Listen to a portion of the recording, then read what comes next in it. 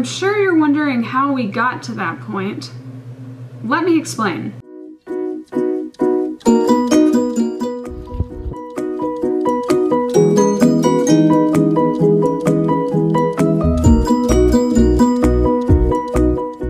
What's up, you guys? I'm Lindsay Cummings. Welcome back to episode 2 of We're Building a Texas Farmhouse. If you're new to my channel, I'm an author. I've written a lot of books, and I live in Texas, and my husband and I are currently in the middle of the process of building our own house on 5 acres. In order to save money as much as possible, we're doing like a lot of the work ourselves, and so I thought I would start filming the process. This is a weird, like, you know those little like propeller hats? This reminds me of one. So without any more distractions, let's get into it. Here's what happened. If you watched the last video, you know that we were just in the process of like cutting this big metal pipe to lay down for our fence. It's gonna be like a really fancy fence. We're really excited because I have a horse, so we need like a big fence. It was great. We were getting a ton of work done. Like everything was moving really fast. It was this beautiful, like windy fall day, but then it got windier. The grass on our property is like this awesome like coastal Bermuda grass, which is great for my horse, but it's really dry. And we also don't have water set up on our property yet, and we may have made a mistake by going out there and not thinking, hey, windy, dry, fire. But it started, and it started out small, and then it started to grow. We were like stomping it out, trying to get it to stop, but then like every time we stomped down, the grass is like really tall, so if you stomp down, it would like blow the fire outwards. And so it started to grow, and it got bigger and bigger and bigger. And at this point, our friend who was with us was like, y'all are gonna need to call 911. So we called, we waited, and as we waited, it grew and grew and grew, and it was like the longest, maybe 5 minutes of my life, just waiting for the fire department to come out. And then half of our land burned down in a fire. Great day, boys and girls, great day. There was smoke everywhere, it was insane, and now we're like the talk of the new neighborhood. We haven't even started building the actual house yet, and they're all like, oh, you guys are the ones. But accidents happen, everyone's fine, no structures, no animals, nothing was damaged other than grass. And we went back out a few days later to start the painting process. So here's the problem. It's gonna rain. I mean, it's pretty obviously gonna rain. And we're supposed to be painting, but it's gonna rain. So painting a pipe fence is a lot harder than I thought it would be. I thought that you just go out there with paint and put it on the fence. But apparently, like when you get this pipe, it's really like rusted and nasty and gross, and so you have to go out and clean it, and in order to clean it, you have to do this like weird acid wash thing. But before you can even do that, you have to get towels and like soak them with water and then scrub the fence like crazy and get really sore arms from it.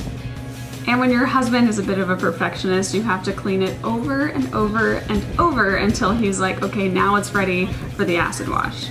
Also at this point in time, I should mention that it was really starting to rain. Babe, it's raining. It's raining.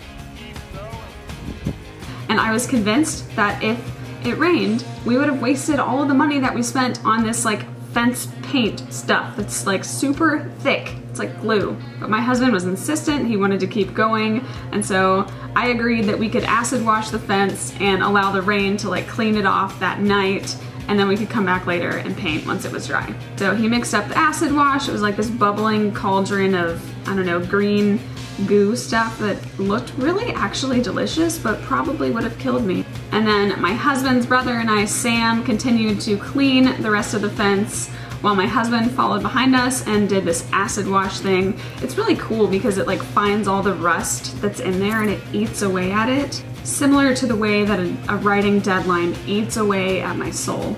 But that's a story for another time. After that, we took a sonic break because it is very, very important to go and get sweet tea when you live in Texas. To which my husband's brother, Sam, ordered some ridiculously strange drink that I have never heard of in my life. Can you explain what your sonic drink order is? Because I've never seen anyone do this. What is it? It's lemon raspberry water. So you get water, You get the water and then you get lemon and raspberry flavoring. After that, we were exhausted from a full day of work. We made it home to the house. If you guys don't know, my husband and I live with his entire family right now in this house. There's lots and lots of people, all different generations. And when we walked through the door, suddenly it was Christmas.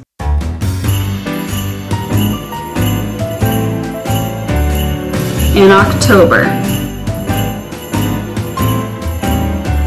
before Halloween.